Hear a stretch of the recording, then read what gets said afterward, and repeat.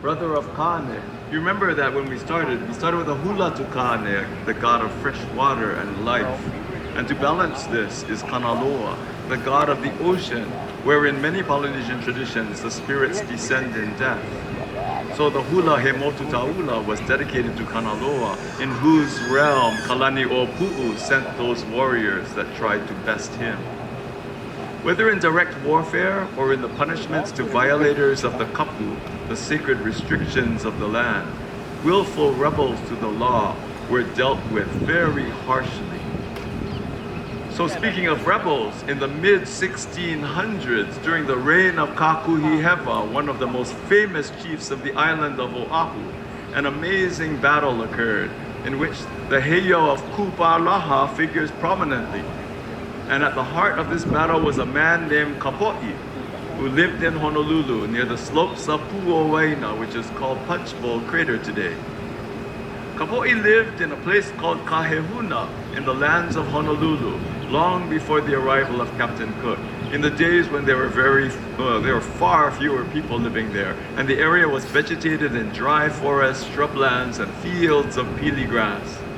During an errand gathering pili grass to re-thatch his house on the slopes of Pu'owaina, which was then covered with pili grassland, he found the eggs of a pueo, that's our native owl, in a nest in the grass, and he gathered the eggs with the intent of having them for dinner when he got home. But while he was preparing the cooking fire in his house, an owl landed on the fence near the entrance of his house and called, "E kapoi e home ya uhua," that is, "E kapoi, give me my eggs." Now, if an owl landed outside my door and asked me to do something, anything actually, I'd probably be inclined to obey. But not Kapoi. Instead of saying yes or no, Kapoi inquired, "How many eggs?" It was a test of sorts, right? Like the question you might ask after you announce that you found a lost watch and someone comes to claim it and you go, "What color is your watch?" But back to Kapoi. "E hia mauhua," he says. "How many eggs?" "E hua hiku." 7 eggs, answers the owl immediately. And so now Kapoi knows this is an akua not to be trifled with. But now Kapoi says, "I'm hungry and I wish to broil these eggs for my dinner." The owl repeats his command, "E ho maya uhuai Kapoi." Kapoi tries one last time. "I am going to broil these eggs for my dinner." Finally the pueo tells him, "You are aloha ole, you are heartless, Kapoi, if you do not return my eggs." And at that, Kapoi relents and tells the owl, come fetch your eggs." So Kapoi, like all Kanaka of those times, was raised and taught to recognize and obey his aumakua, his family gods, and to know the forms they would take in the material world to communicate their needs to him. Perhaps a particular shark in his familiar fishing grounds, for example, and he would be sure to care for and see to the needs of his aumakua. But this owl that appeared at his door, it surely was a physical manifestation of a god, since it talked to him, but he certainly did not recognize this new supernatural presence in his life. How could he know if it was benign or perhaps meant ill for him? Perhaps obeying was not what he should do. But being well trained in courtesy to aumakua, Kapoi would not be so foolish as to outright deny the request. Instead, he first assesses the ability of the akua to see and speak the truth by asking how many eggs he had found. And after hearing the correct answer, made a strategic counter-suggestion, voicing his intentions. But why would one avoid obeying the first command of a strange akua? The fact is, if he obeys the akua, he has accepted that akua as his and must thenceforth obey every subsequent command. Who knows what this new akua might ask of him? How would that change his life? But when the owl scolds Kapoi for being heartless is just too much. Humans who deny the gods often come to very ill ends. So Kapoi relents, even though he knows he now has to be obedient to this new owl akua. And sure enough, the owl then orders Kapoi to build a heiau, a large stone temple, and to erect an altar and offering platform, and to name this new heiau Manua. That name means piled up and accumulated. Kapoi had built the heiau and sanctified it, placing it under kapu and making proper offerings upon the platform. And after the rites were observed properly, kapu was lifted. Well, word of this spread, and High Chief Kakuhiheva, king of all of the island of Oahu, was told of Kapo'i's actions. While he was at his beach compound here in Waikiki, he heard that Kapoi had built a heiau and conducted the rites, placing kapu on it and making offerings and then lifting the kapu. And at that time it was a decreed law. If any chief or any person built a heiau and placed kapu on it while the heiau of the ruling chief was still under kapu and the rites not yet completed, that was the action of a kipi aiku, a willful rebel. And the punishment was death and sacrifice upon the luakini heiau of the ali'i nui. Therefore, Kapoi was arrested as a kapu violator, led to Waikiki to the heiau of Kupalaha, yes, the very same heiau that occupied our location here today. He would be sacrificed as a lawbreaker to sanctify the heiau for the season of Ku. In other words, it's likely that at this very spot, at this time of year, over 450 years ago, Kapoi would have been held captive on the heiau of Kupalaha, right here awaiting his death. But as that day approached, an amazing thing happened. The owls of Hawaii, Lanai, Maui, and Molokai flew to Oahu and gathered at Pueo in the vicinity of Makapu'u Point, the easternmost point of this island. The owls of Oahu grouped themselves at Pueo in Nu'uanu Valley, where above downtown Honolulu. And the owls of Kauai and Ni'ihau all gathered at Pueo Hulunui near Moanalua Valley. The day arrived when Kapoi was to be killed and put on the sacrificial platform. But as the dawn broke, the light of the emerging sun was completely blocked by huge numbers of owls in the air. The owls flew in and clawed at the faces of Kakuhiheva's warriors, at their eyes and noses, and they defiled the army of Kakuhiheva, showering them with their droppings. To this very day, the place just down the road here is called Kukai Munahi o Kapueo, the scaly droppings of the Pueo. The owls were victorious over the men of Kakuhiheva. But Kakuhiheva was not some evil chief. Indeed, his action to arrest and sacrifice Kapoi for violation of kapu was his proper duty. To fail to act that way would itself be a break of kapu, and Kakuhiheva himself would be forfeit in the eyes of his gods. But now Kakuhiheva recognized from this supernatural battle that Kapoi had not been willfully disobeying him, but only showing obedience to a higher authority.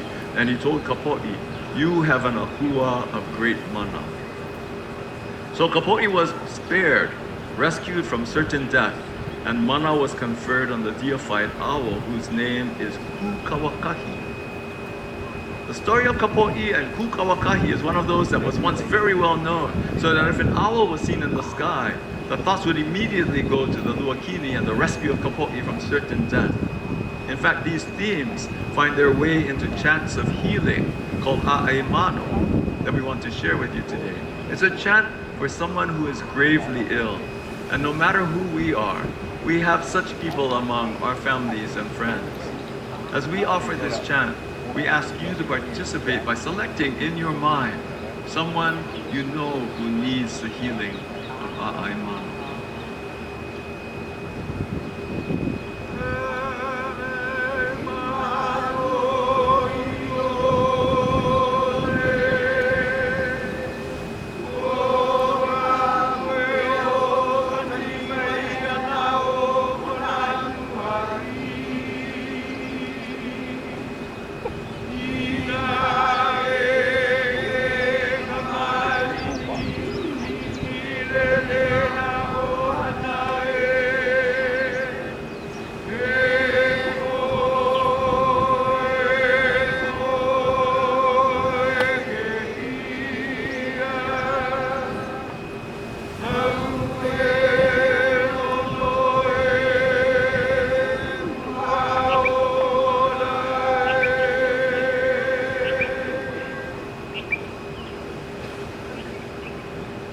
from the very first line of this short chant. A'ai mano I none o Kapueo, kani mai ana o Konaluakini, comes allusions to the Kapoi story. The None o Kapueo echoes the place name Kanone o Kapueo in Nu'uanu, where the owls of the island gather, preparing to rescue Kapoi from death.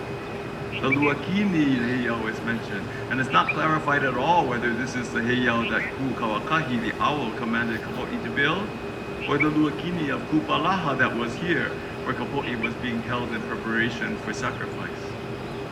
The middle line of the chant, Ina e ke kamali'i, hikilele na ohanae, that translates, if the child should become abnormal, the whole family becomes perturbed.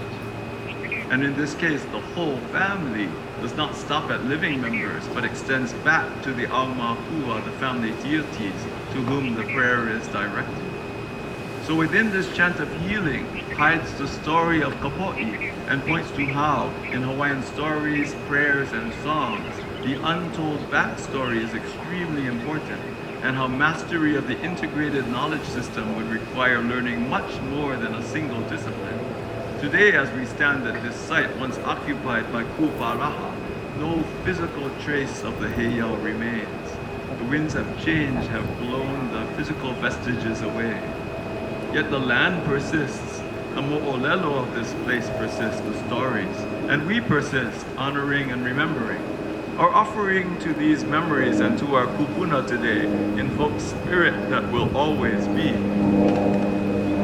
This is why we come here every year, so the hidden stories of the land are not forgotten, and why just yesterday we gathered from all corners of this island at the windy precipice of Nu'uanupali to commemorate the 222nd year of the famous Battle of Nu'uanu, in which Kamehameha the Great defeated the occupying forces of Kalanikupule of Maui and took control of Oahu. It was the last battle for the unification of the islands and a pivotal moment in Hawaiian history. Well, it was particularly cold on Saturday up at the Pali, a place already famous for the wind, which drove the chill of the misty pre-dawn onto us as an intense blessing of awesome natural mana. It was not easy to be there. It was not a thing an undedicated person might select to do. Yet joining us were folks from all over Oahu, a crowd larger than that gathered here today. Why did we brave the elements and arise to gather in the cold pre-dawn? It's our commitment to give proper recognition to that wahipana, that storied place, and the momentous movements of history that culminated there, that shaped who we are today. While many would discard and ignore the past and move with ignorance into the future, we choose to hold tightly, tenaciously to the lands and to the practices that make us who we are. We choose not to discard that which is fundamentally important, but to hold tight. We refuse to part with the lands in times of change.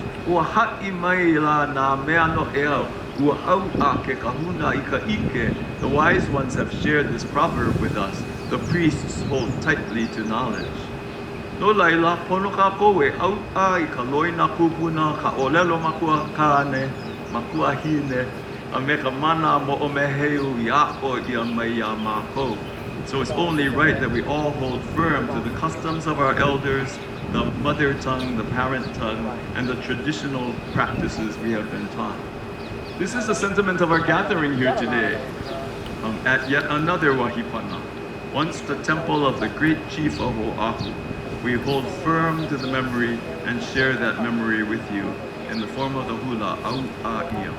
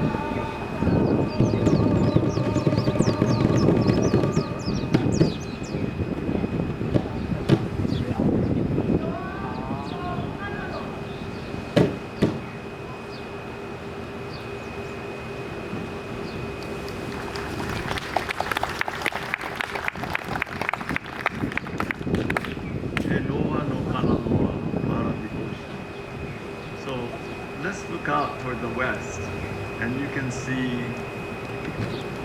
I'm very thankful that we can see the sun in the sky there. There have been some years when we were here and it was completely cloud covered and there was no way to see where the sun was, how much time we had before before the setting of the sun into Kapoi.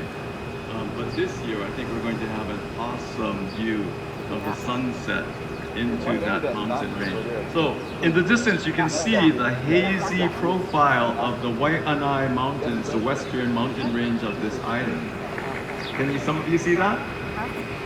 And so, you know, there's Ka'ala, Kalena, Pu'ukawa, Palikea, Palehua, Makakilo, and then down, kind of below where the sun is, it's kind